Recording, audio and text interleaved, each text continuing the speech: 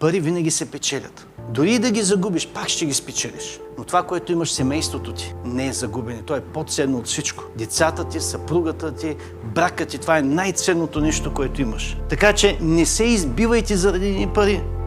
Ние с жена ми сме губили много пари. Доверявали сме се на приятели, давали сме много пари. Когато се дойдохме от Америка в България, всичко изгубих. Защото се предоверих на хора. Мислех, че те са като мен, вярващи християни. Изгубихме всичко. Но знаете ли, Иванка нито един път не ме е обвинила.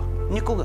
Никога не е дошла да ми каже една обвинителна дума. Тя просто ми каза, виж, парите са пари. За мен си важен ти. И знаете ли, това помага да излезеш от тези проблеми.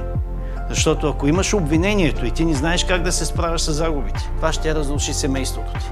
И много мъже са влезнали в депресии, от които не могат да излязат, защото постоянно чувстват това обвинение.